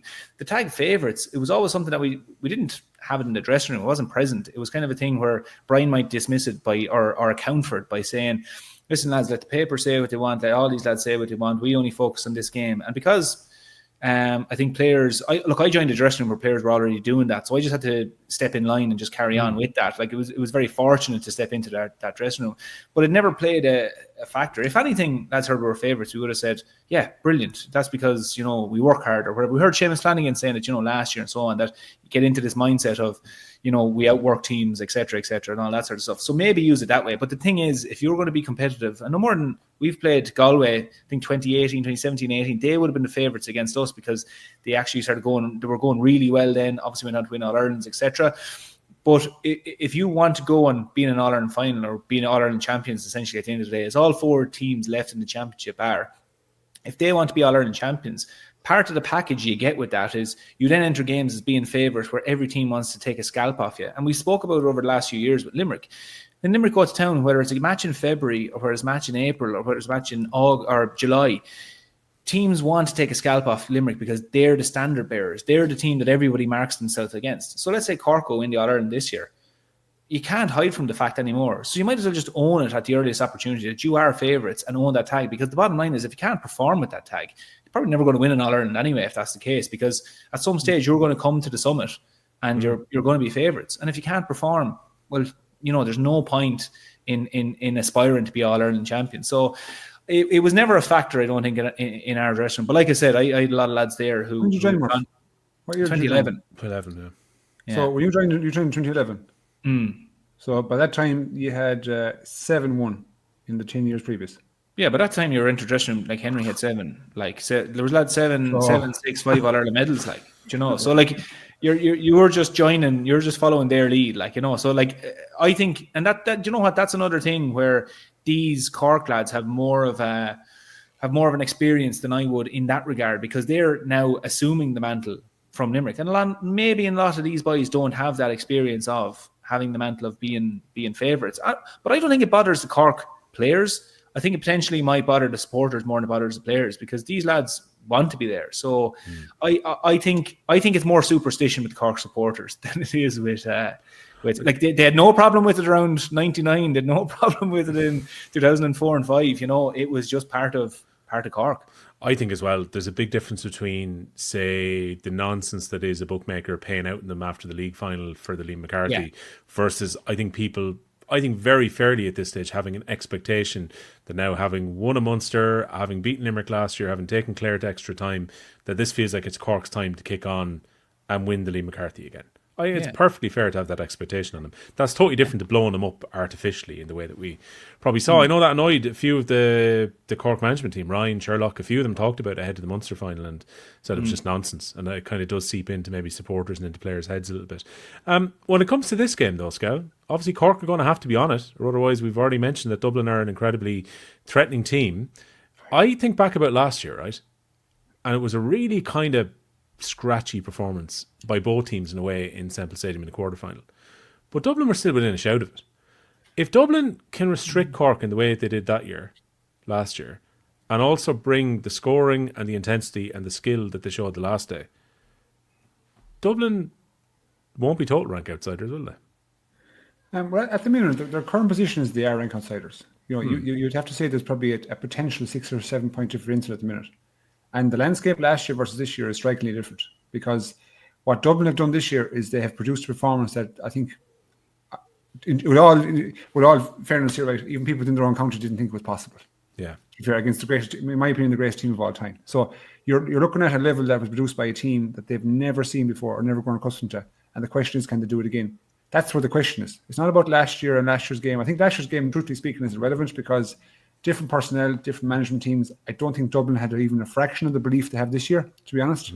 So last year for me it's relevant. It's gone. This year, I put more focus on the fact 2 weeks ago that they took down Limerick. And that's where, the performance from Cork will stem from. It'll come from belief that they're able to beat Limerick, the belief that they're able to perform at a level that can beat Limerick, belief that they can, take on a full house with their own people inside and take on a team that's perceived better than them. So if I'm looking at a performance or where to draw a performance from, just draw it from 2 weeks ago. Don't draw last year. Last year's relevant. Forget about last year because ultimately you went home beaten last year. So the amount of positives you can take from last year is a fraction in comparison to the positives you can take from 2 weeks ago. And I just wonder, again, O'Callaghan seems like a very sharp man, shrewd man, emotionally controlled, you could say, on the sideline. Will he develop something new? Will they go the exact same way they went against Limerick in terms of their passion of play? Will he have something, up his sleeve? I don't know. Is that within their capabilities at the moment? Potentially, maybe not. These are all questions I'm asking, for this moment in time. But I'm saying if they can produce the same level of energy, particularly around the middle and the tackle, that's where they just annihilate Limerick, to be fair, lads. Should their course to them with a shout? Because we see in Cork, let's say, Cork's energy comes from 8 through 12, doesn't it? Those I keep saying, those 5 positions, 8 through 12, the ability to get themselves into open space, to deliver a lovely ball into the full forward line, who can do, untold damage, as you want to call it. But if they can somehow stem the supply from that area, make it a dogfight, make the ball from going to the full forward line kind of 50-50, make it give your defenders a chance, give them a man-to-man chance whereby they're not marking space and a man, then they've got a great foothold in the game, haven't they? But if that has to happen early, from my perspective, you can't let Cork strike up a league. Look, I was saying, I think we were saying rather, was it back in the league game we were saying Cork are favourites to Ireland? That's how far back we went. There was a particular league game they played against Clare, was it, lads? Was they struck 5 or 6 goals? Oh, the one Ennis, yeah. It's not that far. It's where it's a year ago, but it's not that far. A couple months ago, yeah. Far back, yeah, whereby they produced performance at a level that we haven't seen from Cork, and we're saying, geez, they're favourites to Ireland. You can't let that happen. You can't let them open you up and get down for goals. The most important man from Dublin, for me, from my perspective, on Saturday is Sean Brennan. If he keeps the clean sheet again and controls the puck-out game within the game, Dublin go a long way. I mean, the fact that he kept a clean sheet against Limerick and controlled the puck-out game really well in the game, that facilitates Dublin's kind of foothold, their grasp on the game, particularly when things go late on, particularly when Murph was on about come down the stretch in the last 15 minutes. It's critical that you do everything right, particularly as a goalie, that you don't give away the ball needlessly. You don't have turnovers. We saw, and I watched the football yesterday, 1 or 2 kickouts, and the game just turns. It just turns. Yeah. You can see the goal. The whole thing is gone from you. You know what I mean? So big moments happen in big games, but you have to make sure they're on your side. So Sean Brennan for me is the main guy for Dublin. If he can keep a clean sheet, win the puck-out game, he'll help his team be in the game within the game. If that makes sense, you know what I mean? But I can't see a situation whereby if Cork get goals and they get their tail up like we've seen before, it's going to be very hard for Dublin to claw back. Before I ask you about your prediction, have we just witnessed a road to Damascus moment here from James Skehill? He said, I was watching the football and almost said it with a certain amount of joy. This is a guy who 4 years ago sounded like a guy who put a spike through a Gaelic football. And he's mentioned it a few times over the last few weeks as well. I'm big enough to admit, right, that the rules that were brought in... We know you're big. Have greatly benefited the game. I thought the game up to this year was absolutely shite. I thought it was it's been unbelievable this year now. Yeah, the game this year it's for the first year in a long time in my memory, it's overshadowed the hurling.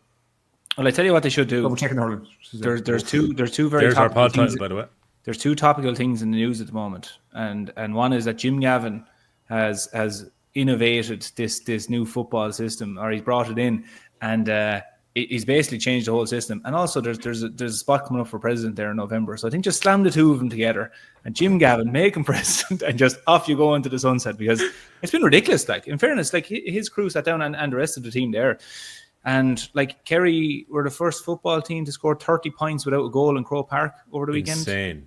Unbelievable. Like we pride ourselves in hurling. One of the big things is that how high scoring it is. And we spoke about games 20 years ago there. We'll go back 30 years ago just to be sure, finishing up 112 to 110 in championship matches, where we're the 30 points is the mark now. Like, we pride ourselves on high scoring games. It's fantastic that football has gone to that location as well, because it's just some of the games have been brilliant anyway. But that's for the football pod. I won't steal their thunder. Again, the quote we just got there was Gaelic football has surpassed hurling this summer. Probably a fair comment in terms of the broad range of excitement. I think that's... but the thing is, as well, you have to understand is that the opportunity for football to showcase the skills is tenfold to hurling because of the amount of games with equal level opposition. What does hurling a disservice, and I don't want to go back to it, is certain games that are put on show that don't need to be on show at all. Like we talked about the preliminary quarterfinals, obviously you remember that. Those situations don't help the game whatsoever. Do you know what I mean? Whereas the football teams are horsed into a group together, whereby it doesn't matter, the Galway football group, for example, Armagh, Dublin, and was it Jerry? The group of death, and they're all dead before the semi-final. Like that's a fair group. Like, Do you know what I mean? That's a fair group. The headlines are writing themselves here now. So. I know. The worst part is maybe we should have been on the football pod this week. I was actually saying, I sent it into the group before where Sean Kavanagh predicted it was going to be a Galway Armagh All-Ireland final, and I saw it. It was an article yesterday. I think it was in the Independent, and I was just like, or RT actually, I think it was. And I was like, Sean, I've been there. I've picked 2 teams, and they're out in their arse. And then I'm sitting there going, honestly, I do know something, but I just. Oh, Murph, are you going Cork by 10 points? He didn't say no, Will. He didn't say no. He didn't. No, he agonised I'll over tell you slightly. what, it's a win-win here. If I go Cork by 10 points and Dublin beat them, it's 3 in a row for me where I get to go. Oh God, I'm gonna. I'll go Cork by 7. I'm weighing off that Dublin just perform again, and there's just something in this game, you know. I know a lot of people will be saying, like, why are we writing off Dublin, etc. It's a different game than the Limerick game is going to be now, because that performance that Dublin put in, like, Limerick could have won that falling over the line also. Like, they could have got their few chances and they could have won the game. Cork are coming at this game now going, lads, don't let this game get cagey. Let's just go and shoot the lights out. And I also think, you know, the likes of Connolly and Hayes there up front, who don't need a whole lot to get a goal. They just need the ball landed in top of them and brute force strength. Hitting the back of the net against this Dublin team in a full Crow Park now could have an impact on them. So, look, I'm going to go Cork by 7. That's what I'll go with. Skehill? Yeah. The question for the Dublin folks is emotional control, Will. What I mean by that is, like, when Cork get running, yeah, and it's a full house and there's a big red wave coming, can they stem it? Can they stop it? Do you know what I mean? Can they stop it and get back in the game as opposed to letting it get out of control? That's the big question I have. Yeah. And I just see that red wave coming. I just see it coming. Because the red wave comes from all angles. We've seen before systematically the way that they form in their forward unit is deadly. It's really deadly, and they're miserly at the back too. So it's when I look at all those potential issues for the Dublin defence, I'm like, geez, have they the answers? And I don't know. I don't think they have them in it. I'm going to say, Murph, I'm covering it. I'm saying 7 or 8, yeah. Like a big thing to follow on from you, Skehill, there is one of the things where I think it comes with being around for a while, and this isn't, you know, I'm definitely not talking down on any of these Dublin players at all. They were brilliant in the last game, and I think they've a good few years ahead of them here now where they could be really competing. But let's say on Saturday now, and they go toe-to-toe with Cork for 10 or 15 minutes, and it's going really well, and then suddenly the net rattles in Crow Park and there's 82,000 people in it there. Yeah. That'll, if there's any doubt in your mind there, and like this is something that the Dublin players have to deal with, if there's any doubt in your mind there when suddenly the stands erupt with 82,000 people and the balls hit the net, you know, do you believe then that you're going to win? Like that's a question we've all been asked. You've felt that feeling where you're like, this is a cauldron here, and the ball has hit the net, and the place shakes, and you go, can we react, go down the far end? You know, there's teams there. Limerick have built up the credit in the bank where they can go down the other field and react to Cork or whoever. But that's a question that is yet unanswered with this Dublin team. Like, fantastic performance last day, but there's now other things that are going to come down the line to come with the fact of being in an All-Ireland semi-final. Like, that's one question. After 15 minutes, go on. Don't you know that the rest of the reason I rose that point is because you and I know. See, 99.9% of the people that listen to this pod don't know what that feels like. When you're in the middle of it, okay, and something happens where a team gets a major milestone score and they shoot a goal against you, and the place drops with you can't hear yourself think. You're going, fuck. Do you know what I mean? Just for a moment, you're going, oh fuck. Do you know what I mean? Trying to regulate your emotion, get back to task, right, is not simple. The only reason you can do it is because you've done it before. Yeah. You know what I'm saying? Yeah. So it's easy to do it again once you've done it before, but when you have done it before, it's like, this is new territory. And every person in the Dublin team is tested individually, if you know what I'm saying. Because they never would have encountered this level. Maybe Hugh has, but they never would encounter this level of noise, you know, and intimidation from opposition, you could say, through noise. Yeah. So I think it's very important. Like, people are saying, you're talking. No, we've been there. We've seen it and heard it. It is a difficult place to come back from if a team gets to run against you. Yeah, you know, it's tough. So that's the question. Like, even just to paint a picture even more, like those type of scenarios, like where I'll use an example. When we played Yee in the All-Ireland final in 2012, Canning got that goal. Do you know where he wove through and he hung it up in the net? And we were like, you know, before the game, you're obviously saying, like, lads, who's following Canning? Who's doing this? Who's doing that? Lads, don't let this fella get a sniff of it. Then he weaves through your defence and hammers it into the goal. And you're just like, bollocks. Like, this I've never heard anything like that roar. But this is it. The place shook, and I remember going after that. Something that other people don't realise as well is, let's say you do that in your league final over the weekend, and you're down in, where was that on? Was it on in Ballinasloe? Down in Ballinasloe. You can communicate with it out as far as the midfield half hour and say, listen, lads, push up to. You now have to react. Essentially, I'm going to say almost without communicating, you have to react. You can't shout. Nobody can communicate. So it's now down to each individual position. So if the ball lands near you, go and work and get your hands on that ball and get the ball over the bar at the other end. But you can't really communicate because the place is now deafening for about 3 or 4 minutes after that. And every missed rise, everything is reacted to. Like, everything is so intense. So that feeling that you get a little bit of doubt, and this is what we're getting into with these semi-finals, where players, if there's a little bit of doubt sown in another team, and we can apply this to Kilkenny and Tipperary as well, those doubts are amplified in Croke Park within these games. And it's the same for the football. So this is why I'm harping on the fact that, Dublin reacted really well the last day when Limerick went ahead in the 51st minute. Adam English point to go down the far end, they knock in 2 goals. Unbelievable. If Dublin do that, Dublin hit the net against Cork, huge reaction, absolutely. But regardless if they hit the net, how do they react if Cork hit the net? That's going to be a big thing. And these psychological battles are up for grabs. So, it won't be the losing of the game, but they can be turning points within games. And that's why I'm just saying that, like, 15, 20 minutes, let's see what happens if that scenario poses itself. Yeah. There was a great article I'm trying to look for it now, Murph, with regard to the percentage of body language in professional sport as opposed to verbal communication. What percentage of communication is body language? It's something like 80% in professional sport. Okay. It leads perfect into the point you've made. You can't talk to each other. No. A meter away, so you actually communicate through signalling or body language. That's it. Which is only so much. You know what I mean? So that's the body. So if Dublin concede a goal and the place erupts, if you have negative body language, that'll seep through your team. Because they're arguing with each other. So it's very important that they maintain, as I said, emotional neutrality. Yeah. Now, some good stuff there, boy. There is, yeah. There you go. I just let you out. Our panel is going for Cork across the board, by the way. But Dublin, don't worry. We're across the board. We went Limerick the last day. So maybe us writing you off is a good thing.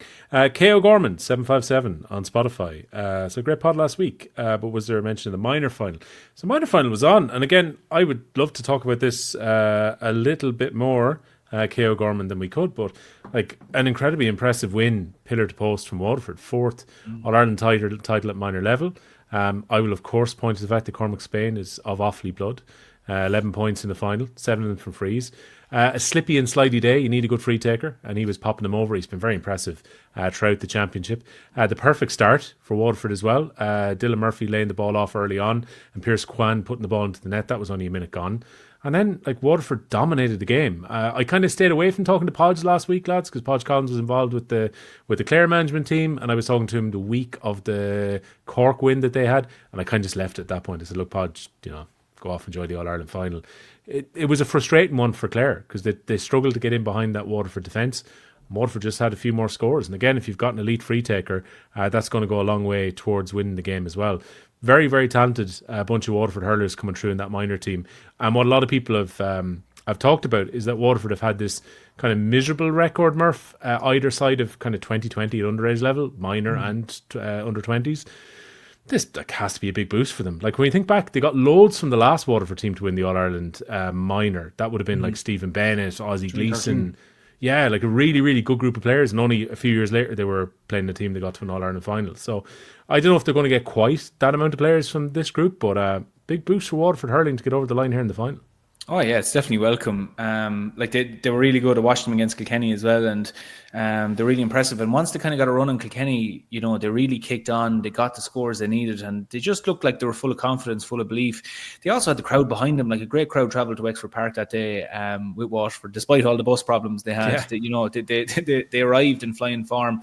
But it was just a really dominant performance, which I know Clare will be disappointed in, but it was just a very dominant performance from this Waterford team. And look, the win will be really welcome by Waterford people, because again, you don't need to win these things every year, but certainly every couple of years you want to know that we're pointed in the right direction here, and there is youth coming through. Because when you're Stephen Bennett or these lads maybe step away, you want to know that there is blood coming through, and particularly even for underage teams in Waterford as well, that look at, maybe we're not too far away, maybe our structures aren't too bad, and we can compete at this level. So yeah, look, I mean, it's a great win for them. I don't think many people around the country at all would begrudge Waterford of an All-Ireland Championship. So I think they'll be very happy with it now for the next few days. Yeah, Clare fans had beaten that very fancied Cork team to get to the final, but it's 112 to 5 points in Waterford's favour. It's obviously difficult when you're coming back from an early goal that's conceded as well, but they got it back to 7, I think it was, early in the second half, and you wondered if Clare were going to reel them in, but Waterford again just had the scores up at the other end, and again a resolute defensive performance from them as well, keeping Clare out. So it's going to be interesting to see where some of these young Waterford hurlers go. You've got Tipperary win the under-20 this year, so 2 neighbours picking up the All-Ireland titles, and I wonder is it going to be one stream senior. As you're talking there, I went back to the Waterford team in 2013, and the names that stand out would be Tyke de Burke on there as well. I didn't see him now. No, it might have been a bit early for him. But I see Ozzie Gleeson, Shane Bennett, Mark O'Brien, Tom Devine, Stephen Bennett, DJ Foran, Patrick Curran. Yeah. Like they had Conor Gleeson, as you said, they got a lot of guys at that panel for 10 years essentially, didn't they? That's incredible. Yeah. Like there's a load of them, like 3-4 years later, there's a load of them that are senior. Like they're obviously still young players, but they become mainstays in the senior panel really quickly. Jeez, and looking at our team, and we got one. Conor Whelan was a mainstay. That's it, lad. Aina Burke. Not a mainstay. Shane Coon, not mainstay. Sean, no, we got one. Do you know what? There's a thesis to be written and probably a full podcast in why Galway are not bringing players through from their underage teams over the last decade and a bit. Yeah. Well, that's a different day's conversation. But please don't do it to me today. No. Let's let that be an end of season pod. We can sit down and we What was can that lady that wrote the article? Do you remember she said she passed comment on each county? She wrote it on Twitter. Oh, God, I must get her name. It was very interesting actually to read it. Do you know what? I read the form and I hadn't actually got back to filling it in yet, so I will at some point because she wanted our input on it as well. Essentially, she said she's watched us on the podcast, Murph, and that I look like a defeated, frustrated Galway man. So, yeah. And she's 100% correct. There was a Clare fan, by the way, Skehill, in the week just gone by, who said, I don't think that Skehill hates Clare. All he hates is Galway. Oh, that's very strong. I think it was more self-hate and self-hate. No, I hate our position right now. That's what I hate. Yeah, that's what I hate. I hate our position. But you have to accept it and move on. Yeah, that might be therapy for another day. Another couple of quick hits before we finish off in the main pod for this week. And this is the moment where I lose my screenshots from Spotify, so forgive me for a second for just scrolling through here. We had definitely a question which I think you can probably answer really quickly, and we can do in more detail another time. Davy Ryan, so who are your 3 favourites for Hurler of the Year now? Because, as I recall, we did this before the quarterfinals, and it's kind of a throwaway at the end of it. Because something came up about Fitzgibbon, and it was like, is he in contention to be Hurler of the Year? And then we said, well, here's who I think is in contention. We were very Limerick heavy at the time, as I recall. We Limerick and Cork largely, wasn't it? Yeah. I have Ryan Hayes in there. Yeah, that's fair enough. I have Jarrett Fitzgibbon in there. Yeah. Because I'm making projections now, mind you. You're into going to the final and... So you're not picking it off what you see at the moment? No, I've changed. Remember I was saying about Tony Kelly last year? Obviously, I know Shane Donnelly won, but Tony Kelly, let's say, projected himself into the conversation between the 2 performances, Yeah. So that's why I actually didn't have, I don't think Jarrett Fitzgibbon in my 5, if you know what I mean, up to that point. But now I have put him into it because it's likely. And even, the way these awards can go at times, they can become very nearly romantic with the media. So if Cork win their Ireland, I'm putting Patrick Horgan into the conversation. I am. Ahead of Hayes, ahead of Fitzgibbon, ahead of Barrett. Do you think because he's finally got his Celtic cross? Cork win their Ireland will. Be God. Yeah. Well, will I go now or project? Oh, God. No, I'm going to go with a little bit of both, I suppose. But if I go now, Murph, while you're thinking, if I went now, I would stick with my Brian Hayes. I still have Hugh Lawler, even though he mightn't get it. But I still have him in the conversation. There's no way I'm taking him out at the moment. And if Jake Morris keeps at it, lad. Well, this is it. A lot is going to tell. That's why you find it hard to project because, Jake Morris is absolutely. If Jake Morris gets to a final, that man has been absolutely immense all year. He has been Tipperary's outstanding player, hasn't he? Yeah. Pick one from each, though. Pick one from each team, Murph, if you were to that's pick the best. That's the best way to do it. Jake, it is. Jake Morris, Hugh Lawler. Darragh Fitzgibbon. Is it Sean Curry then for Dublin? Probably has to be at the moment. Like it does. Yeah, like I'm there thinking of Sean Curry. It has to be from Dublin. Again, hit us up in the comments if you're on the YouTube. Like Stick one down there. Stick one Sean Spotify. Curry, yeah. Connor Burke was immense last year. Connor McHugh was immense as well. But I think in fairness, Sean Curry has been flying it. Like in fairness, he took up the mantle there as well from Donald Burke. Like so. And so Kilkenny, you're going Hugh Lawler rather than Massey at the moment, are you? I think so, yeah. Like Hugh has just been his influence is huge. Like Mossy, like the thing is with the All-Ireland semi-final and the final, a player who is maybe not in our list there at the moment can win Hurler of the Year from that position without actually being on any list at the moment. Mossy is one of those players. They're just, let's say, just a small bit outside. Like Shane Barrett, like he can go and win Hurler of the Year by having 2 fantastic games. Anyone else there, like, Ormond, he's had a fantastic year. He could go and win Hurler of the Year if he had 2 fantastic games as well. So there's plenty of lads there who are just poised to launch. Well, 2 games, you can go and win it, Yeah, good contention there. Look, I think that's a good place to probably leave the pod. Again, we should leave it wide open. If you've got this far in, and by all means, throw us who you think should be Hurler of the Year at this point. And throw us in your predictions for this coming weekend. I hope everyone got sorted with tickets. There was a few fans who were like really concerned early last week when Cork and Dublin started to go quite quickly. I have my own suspicion, and this is just a suspicion, that the Camogie Association will definitely have a certain amount of tickets. Like surely they can't have a scenario where Clare and Waterford fans can't get a ticket on Saturday for the first game of the doubleheader. And similarly, you would imagine if someone reserved for Kilkenny and Tip on Sunday as well, same 2 teams playing. So keep an eye out during the week. Oftentimes you find that there's a limited amount of tickets that are made available, etc., for this coming weekend as well. So hopefully anyone who wants a ticket could get sorted. James Skehill for now. Thanking you, sir. Thanks, folks. Paul Murphy, good luck keeping the peace in the house and the in-laws over the next 5 days or so. Thanks very much. I'll do my very best. It's on Sunday, just let it all go. It doesn't matter exactly, yeah. Forget about it. All right, the lads will be back next week. We'll be reviewing both of the semi-finals. Hard to believe. 3 pods left for the season. We'll talk to you again this weekend.